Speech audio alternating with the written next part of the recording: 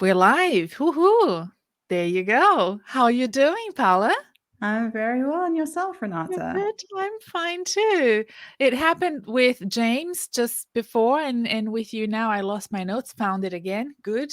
Uh, like I said to you before, I have never done this before. I've never done live to Facebook, LinkedIn, and YouTube channel all at once. I find it so crazy that we can do that. I find it crazy, the whole technology of everything. And I love it, but I think it's great. And for a long time, I have thought about doing this more often and then thought, why would people then listen to the episode when it's released if I am recording it live? Does that make sense? But Yeah, I think I will add some reflection points at the end of the episode. But why would you think people would listen to it twice? I don't know.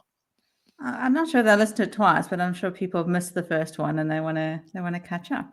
I think you're right. I think ideally what I want is to be in as many channels as possible because not everybody listens to podcasts. I am completely obsessed with podcasts. I love it, but I don't think I have many friends that listen to podcasts. Do you?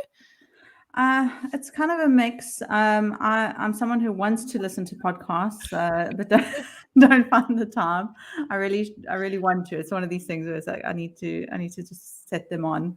But yeah, I think it's a mix. There was a craze for a little while, but then people kind of listen to a few things in their own time, but then aren't really bothered anymore. No, I am really obsessed, but I know not many people are.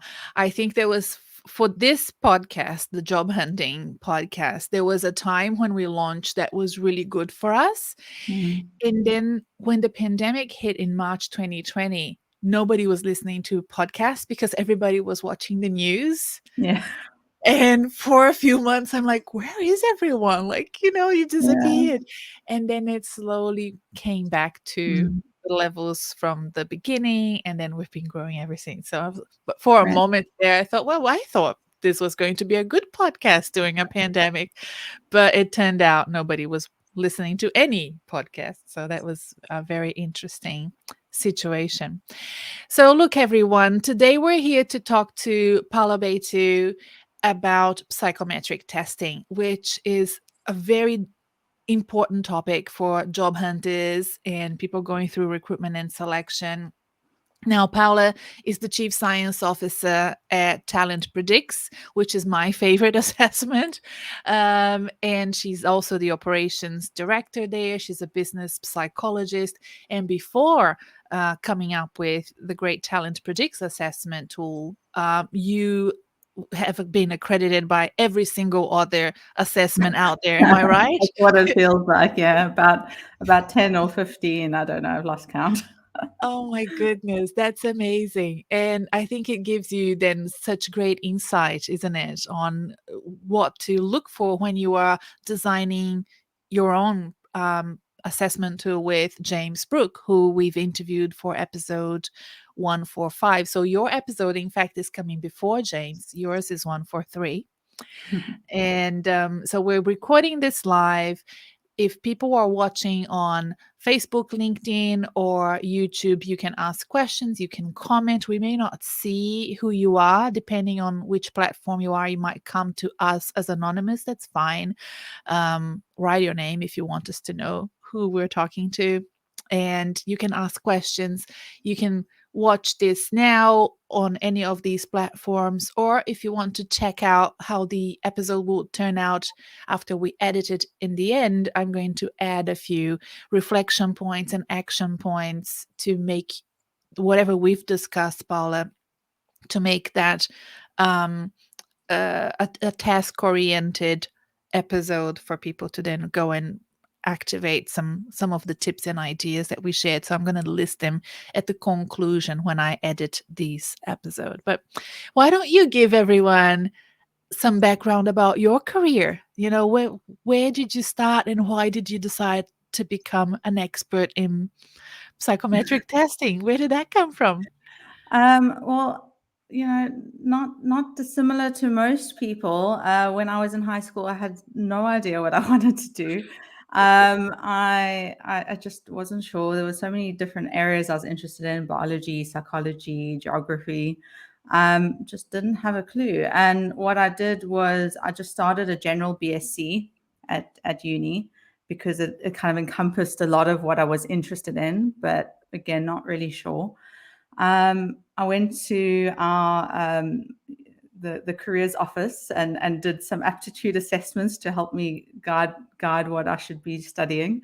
They said I could do anything really because my IQ was good enough and I was interested in a lot of different things. So that didn't help, which is kind of that first seed of oh, psychometrics. That's interesting. And I probably walked out of that session, that feedback that I got after doing a full day of assessments, thinking, well, actually, the person whose job, the person who gave me my feedback, their job is quite interesting. So that seed was planted, and I was like, well, what kind of encompasses both things? So I was interested in biology and psychology most of all. So I made in South Africa, we got majors and minors, quite similar to the US system. I don't know what it's like in Australia. Depends on the Mm. faculty. The So university is the same. yeah, great. So I majored in psychology, general psych, and then I got to a point where it's like, well, again, I don't really know. So I took a gap year after my fourth year of studies. Did some temp work. I came to the UK, got some life experience, and then it was kind of just by chance that my sister-in-law's sister done psychometric assessment and specialized in that. And I was remembering that time I did the aptitude test, and it was quite interesting. And I did for my fourth year, my research study, I used some psychometrics, and I found that quite interesting. So I decided to do the specialization. In South Africa, it's a 6-month course and internship, where you pretty much working full time in a psychometric environment, learning all about it, and then you have to write a board exam and be registered with the Health Practitioners Council of South Africa. And I enjoyed that whole process, and I got placed with a fantastic company who taught me a lot around that, and then I got more into the consulting side of things there. But it was all kind of by chance and following little bits of interest. But like most, as I said, I just didn't know what I wanted to do either. Do you was there a sliding door moment when you could have done something completely different? Do you sometimes look back and think, "Oh my god, I could have done that instead." What was it? It's not really sliding door. I think I realized in the time that this was not for me. So I actually, after my gap year, I came back and I was going to do a teaching degree. And I was sitting in the, I registered, I got accepted, and I was sitting in the registration day sort of thing, where the first day, and they were talking to us about the course and everything. And I turned to my friend who I'd applied with. She continued and finished, but I turned to her and I said, I can't do this, and I left. So I just knew in that moment that this is not what I wanted to do. Oh. Yeah, it was just about following what I felt passionate about and where I had the energy. And that's what I learned, going forward and into using psychometrics is about, you have to do what you're passionate about, what you love, because it's your life. It's day to day. It's so important. What you're doing is meaningful to you. Yes, it's funny when you say passion. When I was interviewing James for the episode 145, so everyone, please watch that one when it comes out.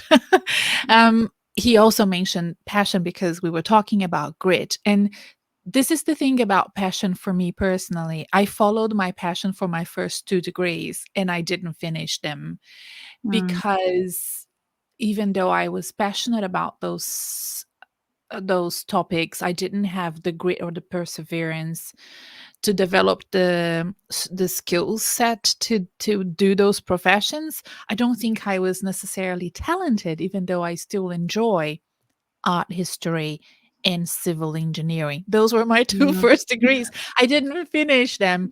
And I think it was really because of my lack of understanding of careers and what I could do. And also coming from a kind of an intellectual family that didn't have a lot of understanding of entrepreneurialism or Mm, commercial nows and, business. This was not something, it was not part of our vocabulary mm, growing up. You can work in the corporate sector and be a business person. It wasn't like how we grew up. So it took me a while to figure out that I could do a Bachelor of Commerce, which I then finished and loved. And, like it's really interesting that if, yes, I like art and I like history, but I don't want to sit all day doing research. It's not my personality to sit and do mm. research. And I think the psychometric testing can really help with that. Don't you think?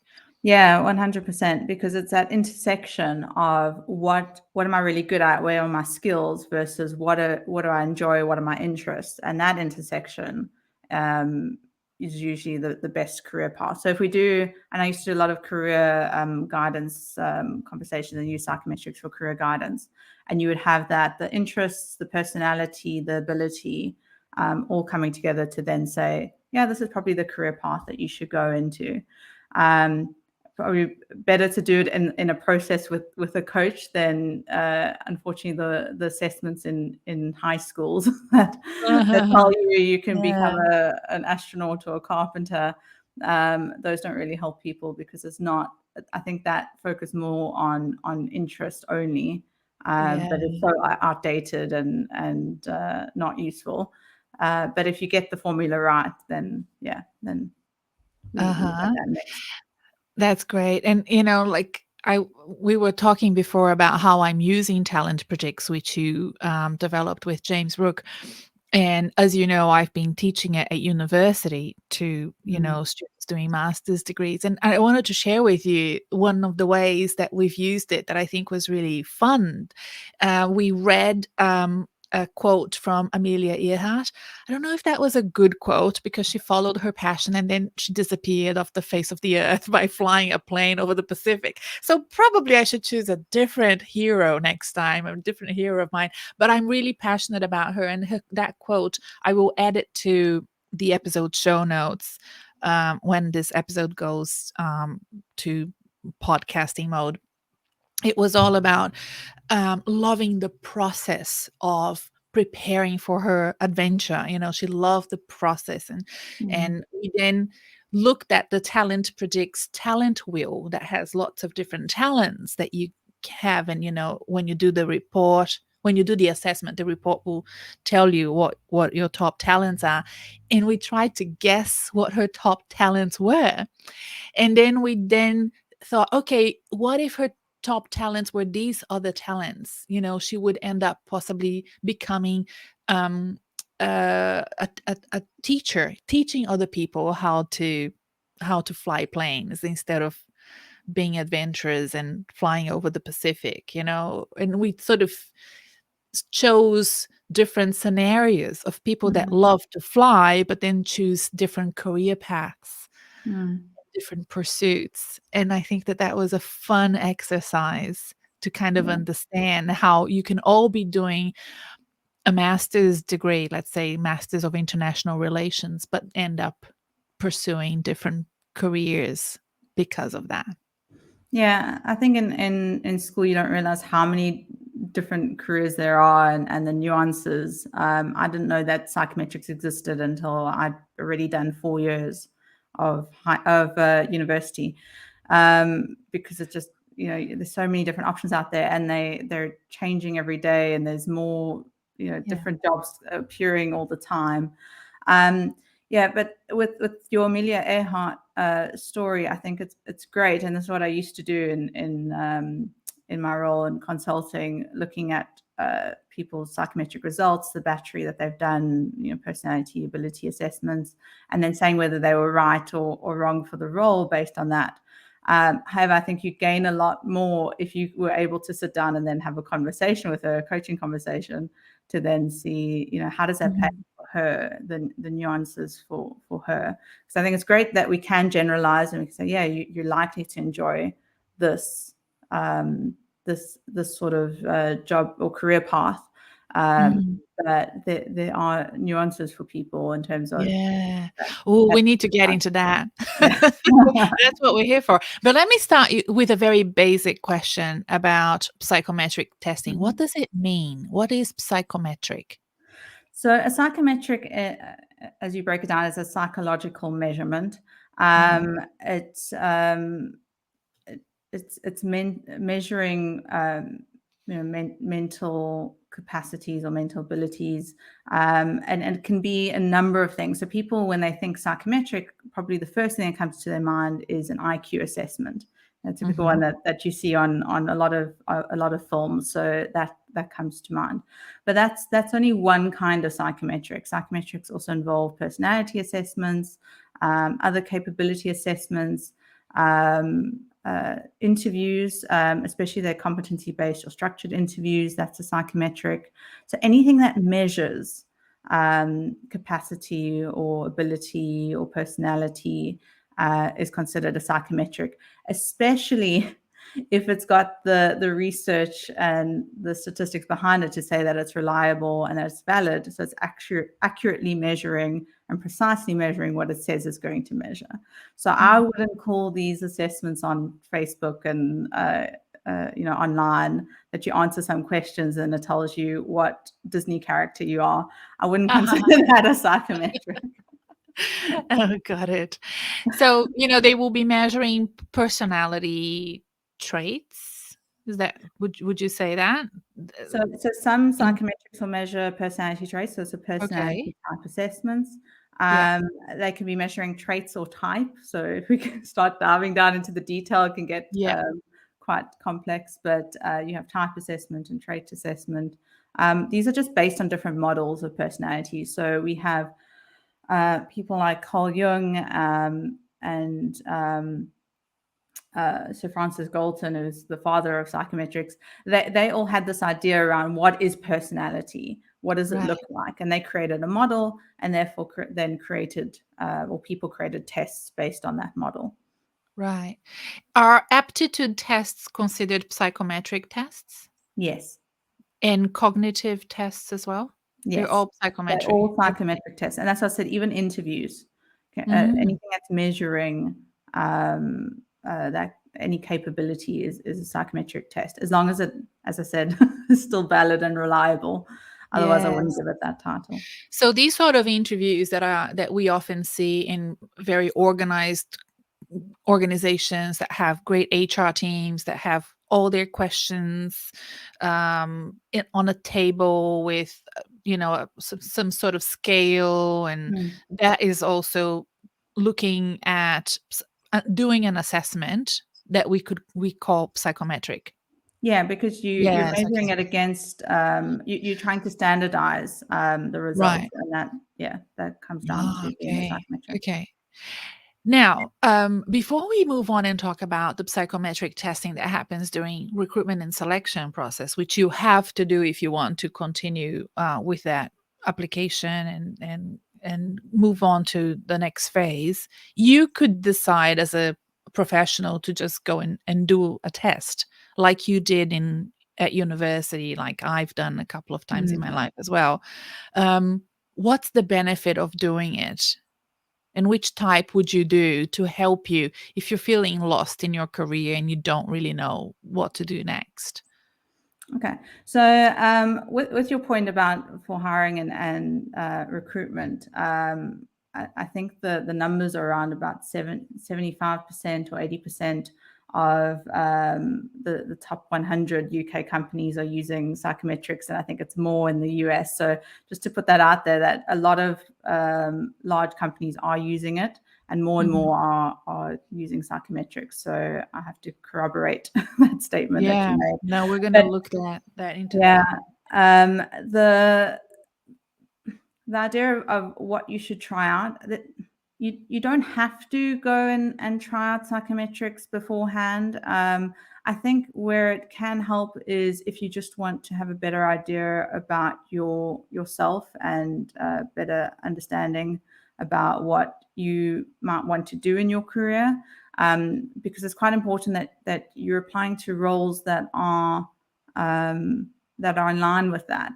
Otherwise, if Mm. you're applying to roles and you're trying to get into these roles that are not in line with your talents, your strengths, your potential, it's unlikely that you're going to be accepted into that role. And I Mhm. think we'll talk about this a little bit more, but especially where companies are using psychometrics as a screen out rather than part of the later part where you can then have a conversation around it. Right. But yeah, you can go to a lot of career offices in universities. They're using some forms of psychometrics. I Mhm. can't always say what they're using. They're just also say that there are thousands and thousands of different assessments out there. Yes. Some are good, some are not less good, some are outdated. Uh, but it's worth just, I guess, going through the steps, especially if you are stressed out or feeling anxious about having to go through psychometrics Yes. during the recruitment process. You could also speak to a career coach. I know I'm connected to quite a few, and I know there's some Yeah. very good ones out there who can then also do that process for you if you don't have a career office. Yeah.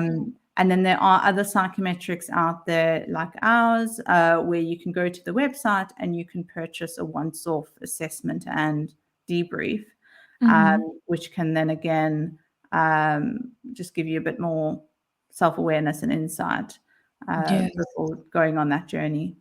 Yeah. And for example, what would be the benefit of somebody in a management position, a leadership position, to do an assessment like Talent Predicts? What can they learn by doing an assessment like that? Yeah, we've spoken a lot about the recruitment and the job hunting side thus far, but obviously psychometrics can also be used for development. And so that it's on twofold. So as a manager or as a leader, if you're looking for a new role or a career change or wanting to step up in the organization, whatever it might be, then you can see the benefit of psychometrics, again, helping you find the right role and the right fit for you in the recruitment side of things, but then Mhm. also from the development point of view. So you can use that same data. TalentPredix, we've designed it that you can use the same data that you've used. You've used it for recruitment. You can use it for your development process to then say, well, what are my strengths? How do I leverage those? Mhm. And then what are my weaker areas? What are we call them potential performance limiters, which include your weaker areas. And those we're generally quite aware of what we need to work on. But then Mhm. also, as James will mention in the next podcast, your overused or in excess talents and strengths. So Yeah. when that dial's been turned up too far, and to be aware of those, which less people are aware of, because we think we're quite strong, we're in a certain area. Maybe it's teamwork, we're great at teamwork. I know that's something that's one of my talents. But when it's dialed up too high, then I might be very concerned about what my team's thinking about me, and not being able to necessarily move forward on my own because I need my team. So Yes. there trip points that might happen that you might not be aware of, and then you can use that information as part of your development to say, okay, well, now I'm aware of what these blind spots are, my weaknesses are, and then start putting plans in place on how to develop those. Yes. Now I'm really loving Talent Predicts. And, before Talent Predicts, the only other assessment that I used to do was the via character strengths. I'm going to put Mhm. a link to both of them in the show notes. But I never liked any of the others. And I think it's because of my personal experience doing them. They never really gave me much insight. Remember when you said you did one at university and it came out that you could do anything? That's what I Mhm. used to get. Or if it was some sort of quadrant, my dots will be in the middle, Mhm. like so close together that it wasn't significant Yeah. enough for me to think, yeah, no, I'm really more in this zone than any other. And I used to come out of those coaching sessions extremely frustrated with the Mhm. results and not really getting much out of it. But I love using challenge projects with my clients, and I'll give you an example what I think is great. um two clients working in the same organization or the same type of organization, one extremely unhappy, the other extremely okay with everything. And once you get the report, you kind of understand why. So you would see one having, like, let's say it's government that they work in, one with precision as their top strength Mm. and leadership, and as a personal value, stability, right? The person is fine. I'm fine. I just want to stay here. And the Yeah. other's like, oh, I hate my job. And his top, uh, career driver is entrepreneurialism Yeah. and precision is low. And, like, it's really interesting to see that diversity. And, I'm really loving also explaining how you can top up the talents you don't have if you're in a senior exec position, like many of my clients are, by hiring the right people. Mm. By using TalentPredix to also bring that balance to the team instead of you trying to be good at everything. Yeah. What do you think of that approach? No, I think that's accurate. Again, when I worked in consulting, I had quite a large client, and we did the research at the end. We do research yearly, and profiling. What does their top talent look like? What does their leadership team look like? Based on the assessment they were using, and they were using Hogan, which is quite a well known Mhm. assessment that I'm also credited in. Um, and what we found is that there was a lot of clones happening. People were hiring themselves, and there wasn't a lot of Ah, variance in the system, yes. um, where you just need. It's ideal to have this difference of opinion and different point of views coming in, or people that have different interests who can fill different roles, rather than having everyone be the same. And then there's either Mm. no challenge because we are clones of each other, or or you have people, for example, that are high on adaptability, Mhm. and that means that there's change for the sake of change in the system, and no one's challenging that, and therefore there's no progress because the precision isn't there and the organization isn't there. Mhm. Um, so we can't just employ clones of ourselves. And this is why James and myself are talking a lot more about culture add rather than culture fit within an organization, and having that mentality. Who can I bring on to my team who can add, rather than who's going to fit into my team? Yes. That's exactly right. And that's why when I am coaching clients, or even now, like for free here, I tell people, if you don't get the job, but you went through there are different bottlenecks and conversions during the Mhm. recruitment and selection process. Let's say it's towards the tail end. Don't feel bad, because Mhm. nobody wastes time with people they don't believe can do the job. I think that you Exactly. have to um, respect your competition, right? Mm. Other candidates will be great too. Yeah. And you're going to come in and you're going to have a conversation, and there will be several factors at play here. Many times, as a hiring manager, I didn't choose a candidate that I adored because I felt that this other candidate here had some complementary skills or strengths or something about them that I didn't have in my team. And as a smart boss, I'm like, I like you very much, probably because you're a lot like me. Yeah. And I'm going to hire this person because I think we need this sort of skill set or whatever it is, to complement my team. So it's sometimes not really personal at all. No, it's not. And this is I've done a lot of graduate recruitment intakes and apprentice intakes, and there you get thousands upon thousands of applicants. And it's a very difficult process. But when I've been able to work with those in the assessment center, which is usually the last step in the process, Mhm. for grads or apprentice intakes, I've always said to them, actually, you can use that this experience on your CV, saying, I got to the last stage of this graduate intake, even if you don't Yeah. get the role, because you've beat out thousands and thousands of applicants already to get to this Yes. point.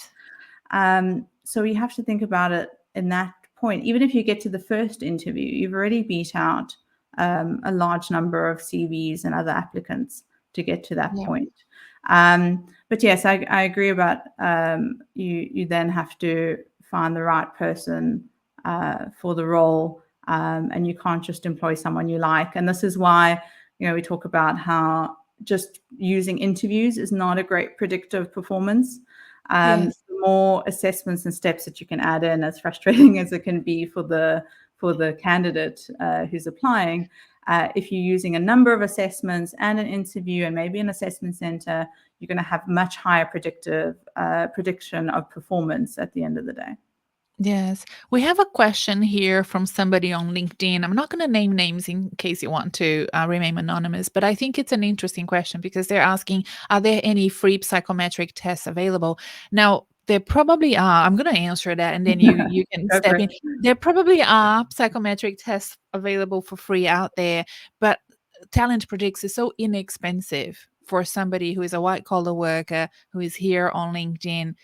It's actually so beneficial to have a very, high quality assessment spit out at the end of your 20 minutes that you're going to be doing this, right? So that you have this.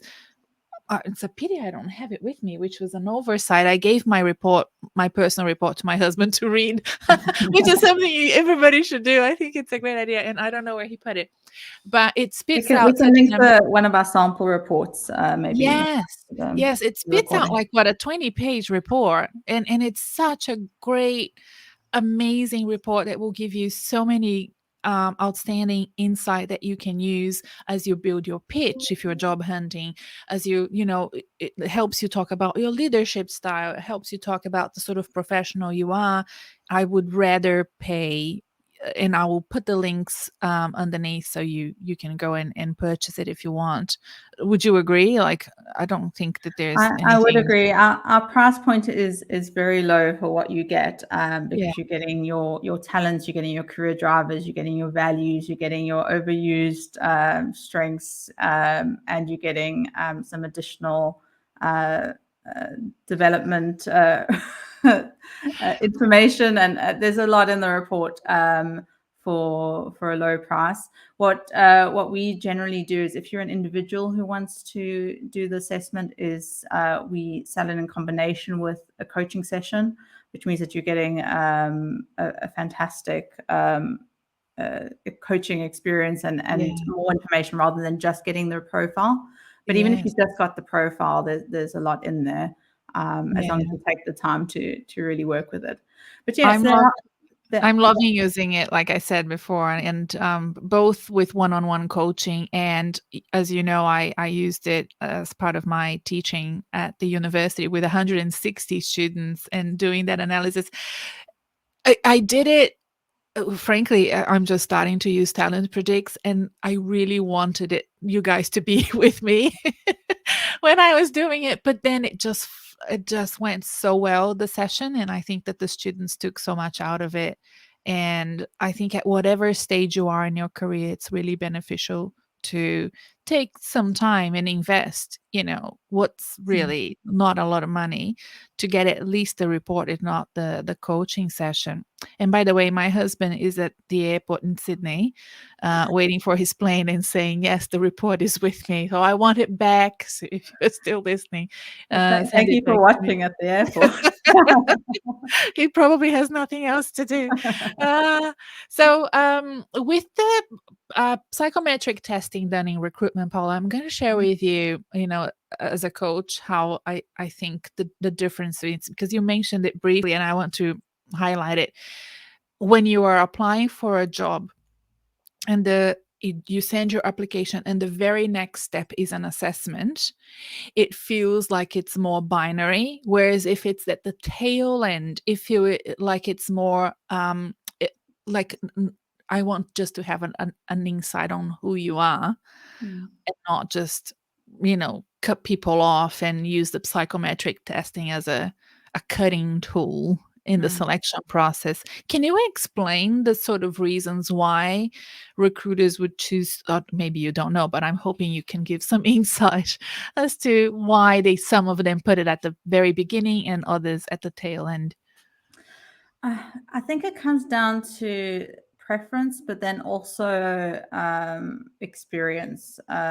So where I've used psychometrics at the get go as a screen out is when you're dealing with a lot of applicants. You need some way to lessen the pool, as it were, because for some graduate intakes for large companies, I've dealt with 40,000 applicants, so that sort of level. You have to whittle down the people to then put them into the next phase.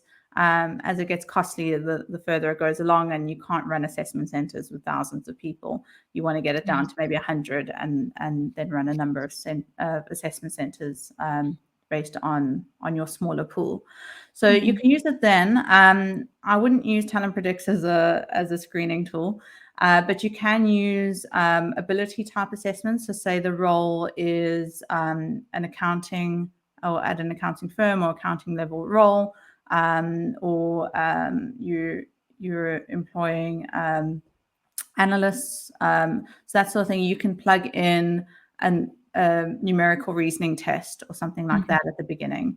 So at least you're saying, well, we're only going to put forward anyone who's got average to more than average numerical reasoning for this role. Anyone who's scoring below average, we will reject at this time. Again, that doesn't mean that you can't apply again. We will understand that you might have a bad day. But where I find, where most people use it is then at the next stage. So when you're doing the interview, you will do the assessment, more, your personality-based assessment or something like TalentPredix. And then in the interview, you can then prompt questions around the information that you then have in that report. So rather than just using it as a screen out, you're using that information and being able to throw back questions to that person based on what their results have said. And then in the assessment center, if they're running one, then you're doing other types of psychometrics, which is your role plays and presentations or leaderless group discussions, which will then give you a bit more information about this person to then make your final decision.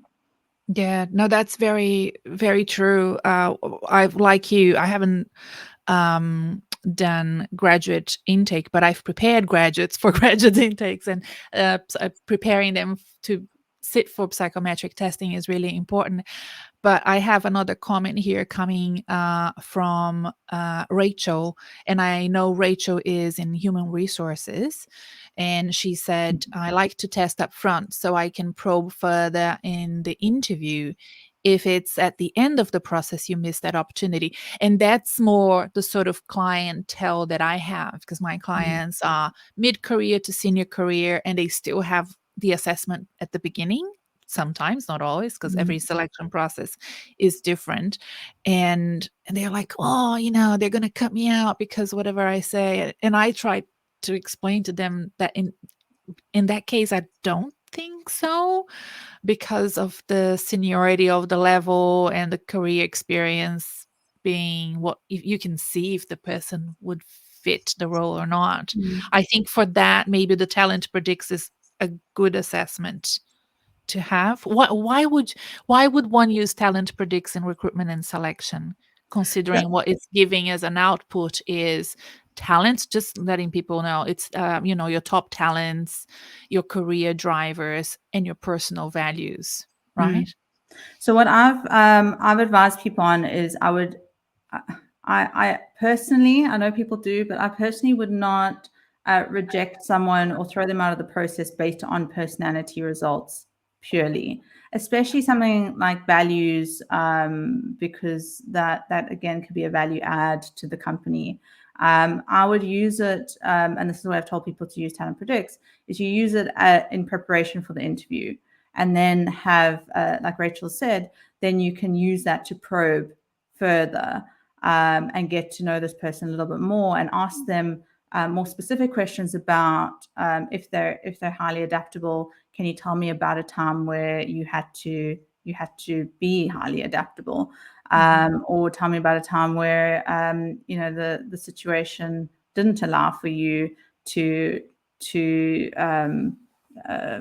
make decisions quickly if they're highly decisive. So there are ways that you can just probe in that. I wouldn't use it for screening. If you are going to use psychometrics for screening, it would be in combination, as I said, with an ability assessment. But yeah, I've used too many psychometrics just for recruitment, where I've written a report and then I've said, oh, this person is a good fit for the role or a bad fit for the role. I've never spoken to this person, and I felt a bit strange about that. Yes. With just looking at psychometrics and not having a conversation and then making that decision. But if you're using psychometrics and then you're having the interview and potentially a role play or presentation for your managerial C-suite, they probably do a larger number of assessments. Then yes, you can start to make those decisions after that process. Yes. And one thing that I commented with you before we started recording is the fact that sometimes I find that it validates what people already knew about themselves, and they feel like, yes, I own this talent. It's my talent. And I've been talking about it, and now here it is, the receipts that they say, But sometimes it spits out and it's not what you expected, and you get really frustrated. It happened quite a few times when sometimes leadership is not high enough, because my clients are, mid-career to senior, and they're like, oh, where's leadership? And the example I told you before was critical thinking. And critical thinking came low. For me personally, what came low, that I was like, oh, it was curiosity. And then when I started reflecting upon it, I'm like, yeah, I'm not that curious, to be honest. Like, I'm not going to spend time unless I am, asked to do it. Unless I have to, I'm not going to learn something entirely new out of the blue. I'm very purpose driven, and it has to, fit within what I'm trying to build for my career or for me personally. But it takes a while for you to accept the things you don't have as your top talents. Is that natural for you to have that response when you're coaching clients? Yeah, so we have to remember that unlike things like presentations or role plays where someone else is scoring you, most assessments are self-report. So you are answering these questions about yourself. So it is, I would say 90% of the time, maybe 80% of the time, that you will get results that you expect because you've answered the questions. And the assessment, as long as it's measuring what it says it's measuring, then the output will be that. And that's where people go, well, I already knew that about myself. But it's sometimes useful to have it in a certain language or give you some development narrative around those results. But other times, I think there's a number of things that could be happening. The one is that we don't necessarily really know ourselves. So my example is I used to score very highly on empathy for every single assessment I ever did. It was one of my highest scores. I realized as I got into my late 20s, early 30s, I don't think I'm as empathetic as I think I am, or as I like to think I am. Yes. And that's it hasn't decreased because, as some of you might know, personality is something that's quite stable over time. It doesn't necessarily change a lot. And we can talk more about that. But if things do change, they tend to come down a little bit or go up a little bit. So mine's come down more to a slightly above average, but not so well above average compared to everyone else.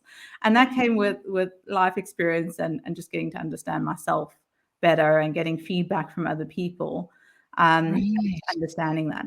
The other thing that could be happening is when we talk about talents or strengths or personality in general, we're talking about underlying innate qualities that the way that we describe it is your underlying qualities that describe you when you're at your best. And these are things that generally come naturally to you. You gravitate towards them. But where there might be elements that don't fill you with joy and don't fill you with energy, you might have learned behavior around them. So another example that I've used, and you would have heard this before, Renata, is I tend to score very low on organization, very low. I don't like it. It doesn't fill me with joy. I'm not that, if you saw my desk around me right now, it's chaos.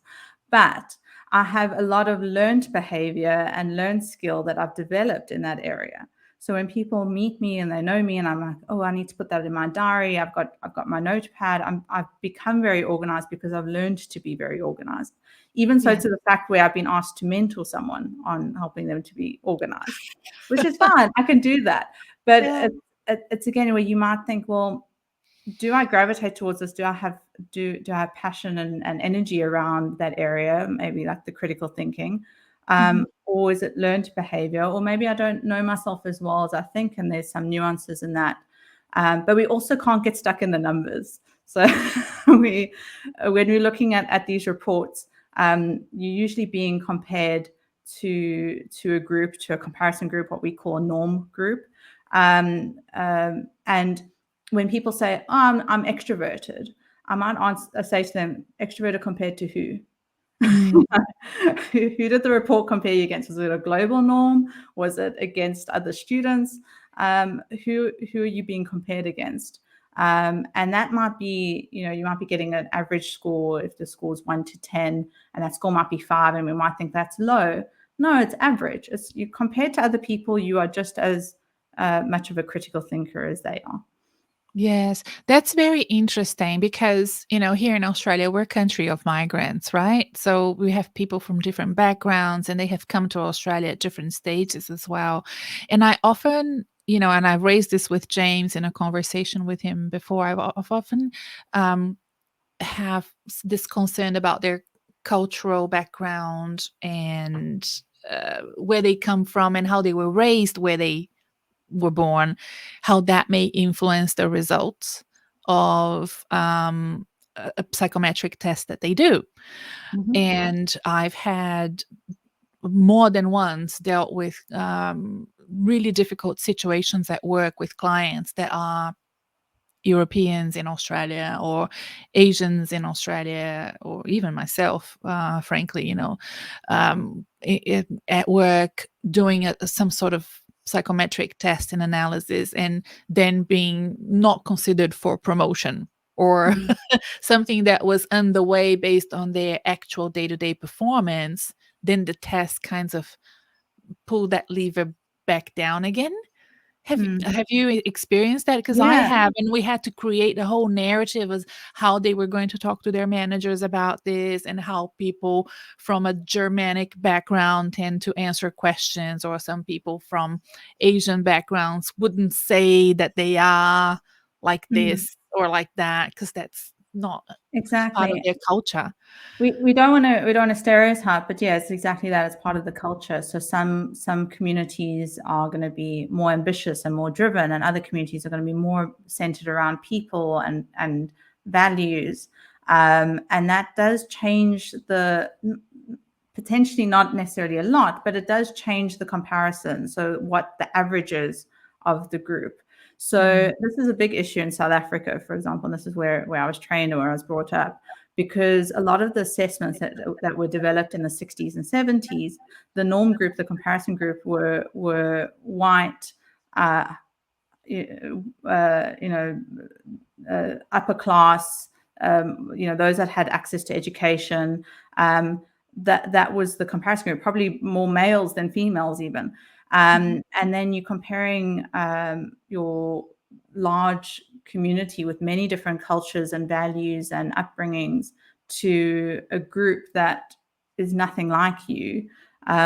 Your results are not likely to be accurate. It's going to say that you are well below the norm on some things and well above the norm on other things. And it's not actually then a valid and reliable tool to be using. So you have to be careful about the assessments that you're using, that they have being backed up by research that's up to date. They're not using outdated research from the 60s and 70s. And yeah, I think people need to be careful, but then also know that assessments don't mean that this is set in stone for you either. I think that's also important to talk about, where if the assessment says, well, I've got average drive or low drive, that doesn't mean that that's you. You can't then use that as an excuse. Well, I don't have drive, so I'm not going to worry about getting, bother about applying for a promotion. This is where psychometrics are used inaccurately to be that to say this is you. No, this is how you come across, and this is how you compare to others. But you can develop these things. You can build the skill around them. And this is, again, why I wouldn't reject someone based on a personality assessment from a job process. Paula, how can you prepare for a psychometric test if you're doing it through, like, doing a recruitment process? Do you prepare? Or what would you recommend? There's nothing that you can do to prepare. For most assessments, personality-based assessments, there's no right or wrong answers. It's all about being just your authentic self, being honest about who you are. Usually you just need to go with the gut feel answer, because that's more likely you, not overthink it. So there's nothing you can do to prepare for those. With the ability type assessments, you need to have a certain level of numeracy, if it's for numerical assessment, or verbal reasoning, or a certain level of English for those sort of assessment. You can do training, and there are practice tests for some of these. I know one of our competitors, they've got practice tests online, so you can go look if you know what the kind of assessment that you're going to be doing. Ideally, the hiring person can tell you, so you can ask them, or you're asking me to do these assessments, can you tell me a little bit more about them, or who the developer is? And then you can do a little bit of research. But with most of these, you can't do too much preparation, but that's okay. You should feel okay about that. You should just feel fine and relaxed and not nervous, and do it with intention. I have clients, especially those that do it as part of their work. They just do it, let's say, on an evening because they're so busy and they don't pay attention to what they're saying, and just ticking the boxes in a hurry. And then the result spits out, it goes to HR, and it makes their life hell. Yeah, if you talk "You about have to do it preparing, yeah, if you're talking about mentally preparing, yes, then yes, you need to have, ideally, most of the time we say do it in the morning when you're at your freshest, especially if it's a cognitive ability assessment. Do it in the morning. Don't wait till the evening when you're tired. Do it when you're the most energized. I mean, for some people, that might not be the morning, it might be mid-morning or early afternoon, but don't do it too late in the day, or when you tend to feel really tired.